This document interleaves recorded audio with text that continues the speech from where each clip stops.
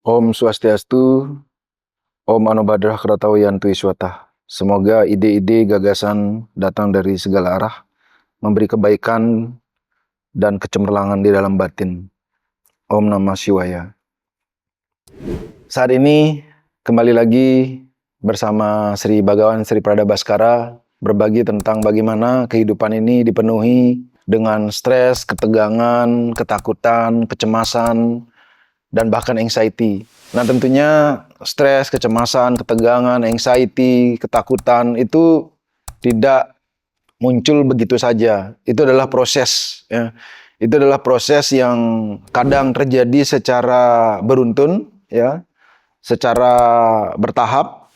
Kemudian ada satu kejadian yang menghantam seketika, dar, langsung mengalami trauma. Nah, trauma inilah kemudian terbangun energi atau suasana, kondisi, sensasi di dalam tubuh kita yang mempengaruhi nervous system kita, mempengaruhi saraf-saraf kita. Nah, di situ terekam, tersimpan, sehingga lama-lama menjadi trigger, mudah tertrigger oleh kondisi-kondisi yang terjadi di luar diri kita ataupun di dalam diri kita, sehingga menggetarkan energi atau informasi ke otak bahwa ada sesuatu yang berbahaya. Ada sesuatu yang berbahaya. Jadi seolah-olah ada dimensi lain di dalam tubuh kita mengkomunikasikan kepada pikiran kita, kepada kesadaran kita. Nah, jadi ada pikiran, ada kesadaran, ya. Pikiran lebih kasar, kesadaran lebih halus. Nah, ketika misalnya dari panca indera kita menerima respon kondisi-kondisi tertentu dan kemudian di dalam tubuh kita tersimpan berbagai macam trauma-trauma di dalam kehidupan dan perjalanan kita selama hidup ini, itulah yang kemudian memberi yang namanya informasi ke otak, kemudian menjadi pikiran, dan kemudian diteruskan ke dalam kesadaran. Nah, kesadaran inilah adalah dimensi pikiran yang lebih halus, ya, dimensi yang sangat terhubung dengan roh, dengan atman, dengan jiwa kita.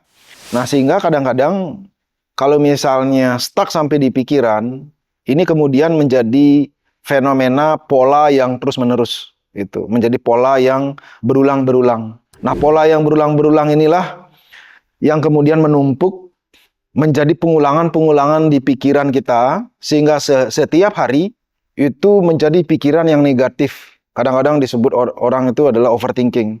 Jadi setiap hari itu berpikir kita, gelombang pikiran itu 80.000 sampai 100.000 gelombang pikiran yang isinya adalah pengulangan-pengulangan dan kemudian menjadi sangat negatif dan bahkan menjadi sampah di kepala kita. Nah, itulah kemudian menghasilkan anxiety atau ketakutan yang akut, ketakutan yang tidak masuk akal gitu. Jadi mestinya tidak takut tapi mengalami ketakutan, tertrigger di dalam karena terjadinya di alam bawah sadar. Nah, alam sadar kita mungkin bingung, ya. Alam sadar kita, pikiran sadar kita tuh mungkin bingung. Ini sebetulnya kenapa? Kenapa ini bisa terjadi gitu. Tapi si alam bawah sadar ya sudah memberikan respon yang seperti itu. Nah, begitu juga kecemasan, ketakutan, ataupun anxiety, bahkan marah, tersinggung. Ini semua adalah gelombang energi di dalam tubuh kita yang sering sekali di-trigger atau dipacu oleh trauma di masa lalu kita sendiri.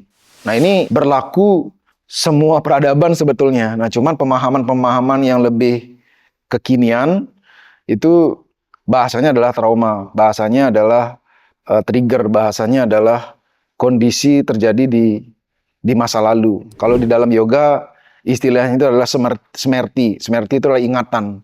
Nah, ingatan itu yang namanya smerti tidak selalu dalam kitab suci smerti saja, tapi smerti juga memori-memori yang tersimpan di dalam batin kita. Itu juga smerti gitu.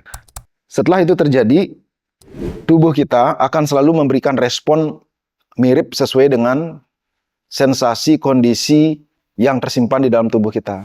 Nah, itulah sebabnya kenapa kita perlu memahami bahwa ketika ketakutan, kecemasan, dan anxiety terjadi, itu sebetulnya adalah panggilan kesadaran agar kita mampu menyadari, memahami, dan mengambil action untuk menyelesaikan kondisi-kondisi tersebut yang mengganggu. Makanya meditasi, yoga, dan juga pernapasan, ya, yoga asana maksudnya. Jadi ada asana, pranayama, dan meditasi. Ini yang akan meregulasi seluruh tubuh kita, ya, menstimulasi seluruh tubuh kita melalui gerakan, melalui pernapasan, dan juga melalui pengendalian ketenangan pikiran, sehingga kesadaran kita lebih mampu menangkap, menganalisa, memahami, dan meneliti, menyimpulkan dengan cara yang benar. Tidak dikendalikan oleh trauma itu sendiri, tapi dikendalikan, ditangkap oleh si sang kesadaran. Ketika sang kesadaran ini mampu menangkap apa itu kecemasan, apa penyebab kecemasan, kenapa itu cemas, kenapa itu takut, kenapa itu anxiety, sehingga tindakan-tindakan yang lebih komprehensif, tindakan-tindakan ataupun KIK ya, atau action-action yang cocok untuk menghadapi yang namanya itu trauma bisa lebih mudah dikikis gitu. Jadi sebetulnya itu bisa disembuhkan dengan pengelolaan diri. Walaupun terkadang saat ini membutuhkan healer, membutuhkan tabib, membutuhkan dokter, psikolog misalnya, membutuhkan psikiater. Namun sesungguhnya mau healer, mau tabib, mau penyembuh, psikiater, dokter, itu ketika sesuatu betul-betul sudah sangat akut ya, akut dan bahkan kronis, ya, kronis ataupun akut, kita membutuhkan itu. Tapi itu sifatnya adalah sementara. Ia atau beliau-beliau hadir membantu kita itu hanya apabila kita sendiri mampu dan siap dibantu. Dengan cara apa? Ya, pahami ini. Pahami konteksnya, pahami konten yang menjadikan kita itu menjadi anxiety di dalam diri kita sendiri.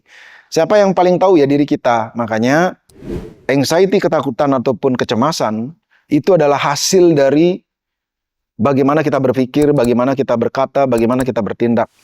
Yang dalam bentuk akumulasi dan kemudian membutuhkan orang yang mampu memahami hal tersebut dan mendapatkan petunjuk-petunjuk bagaimana kita memahami diri kita sendiri. Makanya ajaran spiritualitas yang paling tinggi itu sebetulnya adalah kita memahami diri kita sendiri.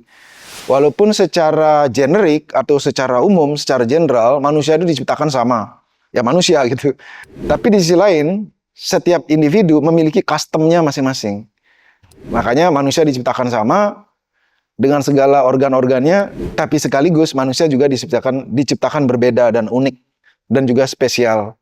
Nah, anxiety, ketakutan dan kecemasan ini ada di setiap individu siapapun, cuman ia memiliki pengaruh yang berbeda-beda. Maksudnya dipengaruhi oleh hal-hal yang berbeda gitu. Jadi kan untuk mengalami anxiety, ketakutan dan kecemasan itu bagi semua manusia itu ada gitu, sama gitu. Tapi apa penyebabnya itu akan berbeda, tergantung apa yang membuat ia itu trauma. Trauma bisa terjadi karena akumulasi yang panjang, ya, proses yang panjang, atau trauma juga bisa terjadi dalam satu seketika.